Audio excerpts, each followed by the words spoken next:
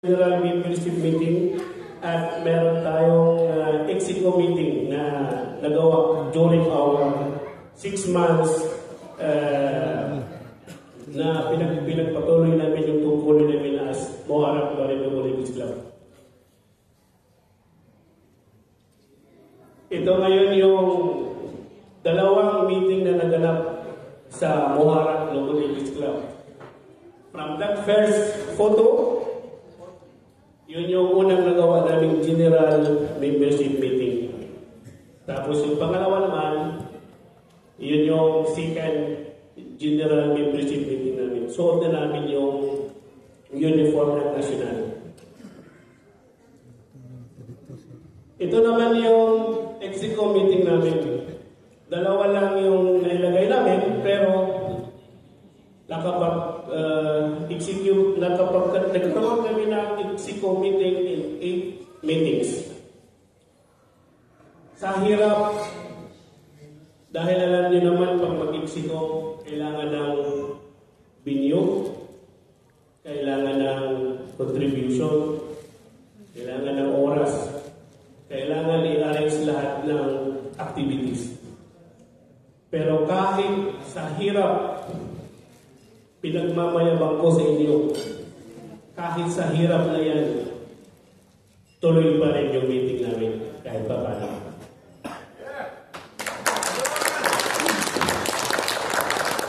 Status of the MBNIC membership, meron tayong 26 members.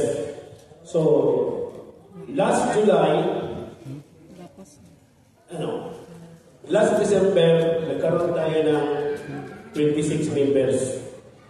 So, pasado tayo doon sa requirement ng ating national na kailangan makabuo ng 25. Sabi nga ni Kuya Iman, kailangan pa nila rin buuin yung 25 members.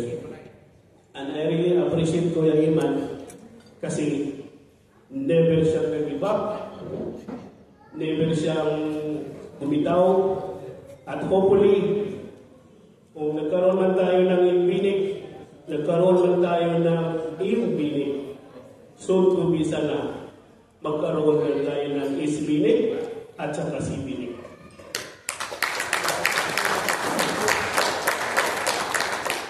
Ito yung kabuuan ng ating MBNIC membership. Chartered officers and members, meron tayong 26. Yun yung nauna. Ngayon, at this point of time, nagkaroon na tayo ng newly inducted members, which is meron tayong 4. Will you please stand? Yan yung 4 namin na nadagdag sa aming grupo. So, in total, meron tayong 30 members.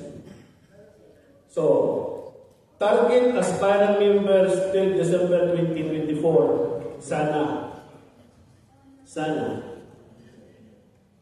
aabot kami dyan sa 45 members.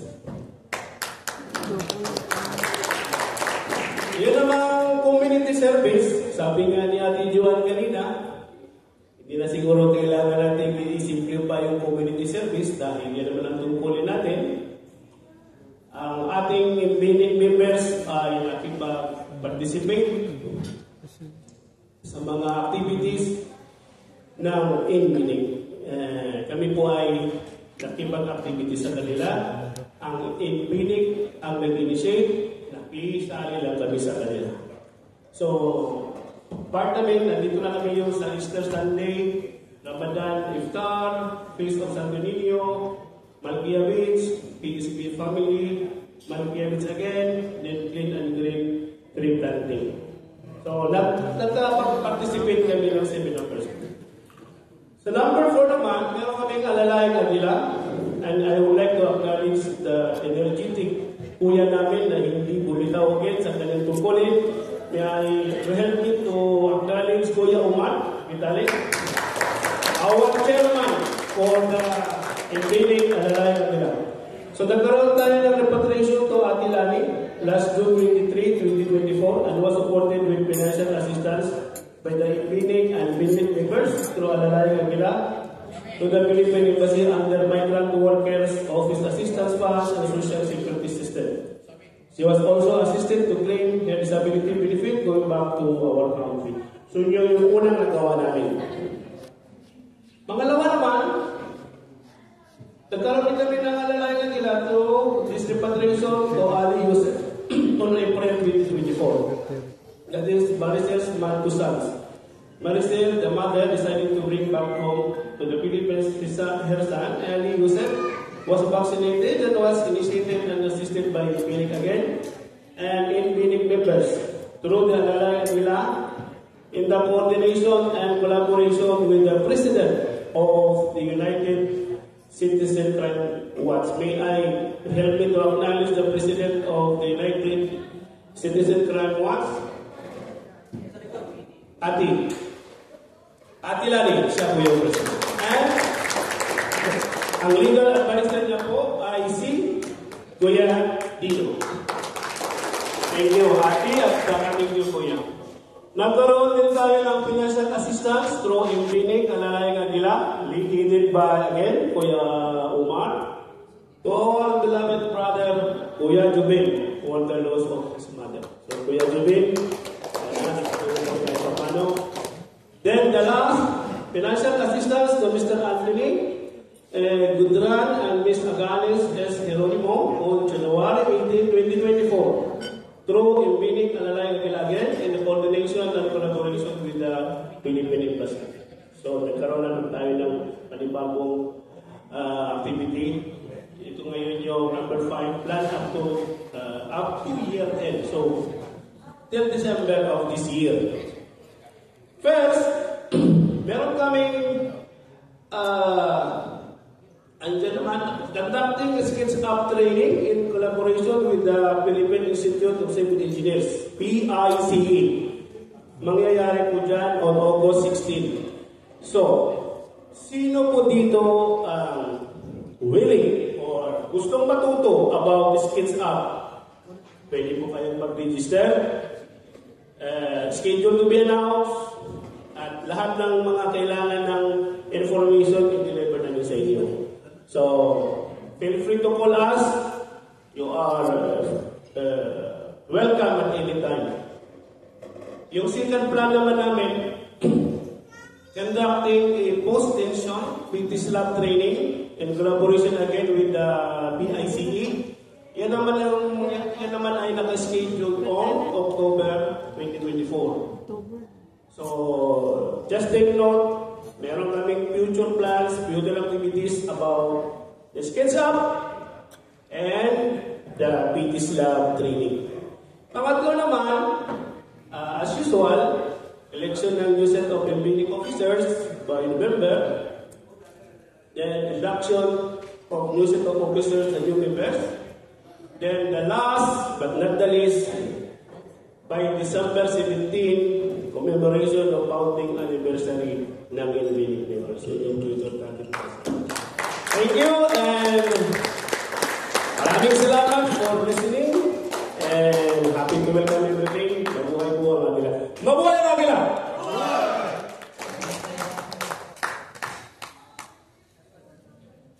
Any motion? I move for the acceptance of the Inbinig report. Good afternoon. I move the acceptance of BPE and Inbinig report.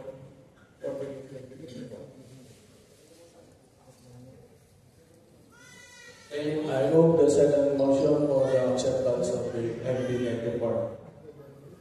Motion has been raised and seconded to accept the report of Maharapari Brahmanical Club.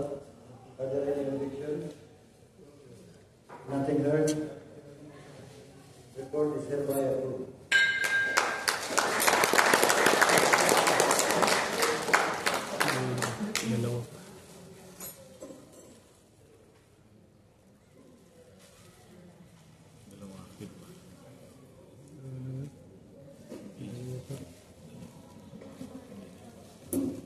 Thank you so much, William. And it is truly taking a lot of time to boast and be proud of your achievement.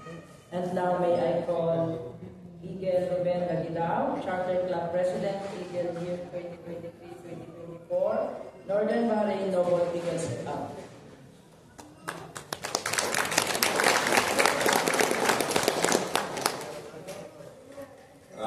Bago ko basahin to, hindi ko to alam. Gawa po ito ng aking Vice President for Program and Development, Kuya Ramon. So let's start. In Benec Accomplishment Report, this is called the Accomplishment Report. So we'll start from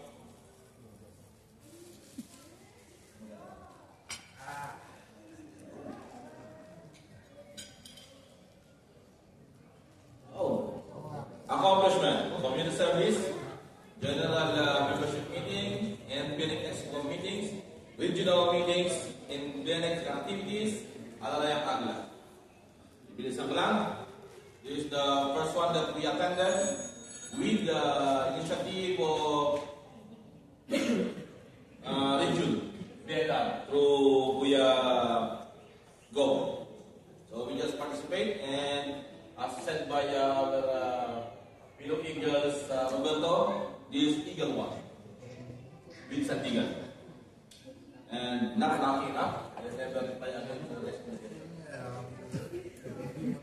And the next, this is the first service, is on Hantuninyo. The next one is a beach cleanup. It's a collaboration with the Northern Bahrain Municipality through Mr. Ali. The tree planting is the same from Northern Bahrain, and it's in the Ali Park. The next one is a beach cleanup number 2. Beach cleanup number 2 is started not on plan because of the request of Philippine school to bring the kids with us with our activities. So I requested, not me, the embassy, Mr. Julius from Nursing Station, requested to organize a beach cleanup with the Philippine School Bahrain and other Filipino organization in Philippines. In Bahrain, Filipino organization in Bahrain. Next one is Family Day. This is requested by Philippine School to become a marshal on their activity to check the safety of all the kids and especially on the traffic, car parking from outside to inside. The next one we did is Salubo in Simbahan. This is through also the Bahrain Noble region. We marshaled them also. Not only in Benec, all the club of Bahrain Noble region is there. And this is the one, the iftar gift giving. It's been discussed by Kuya Ian also. It's with the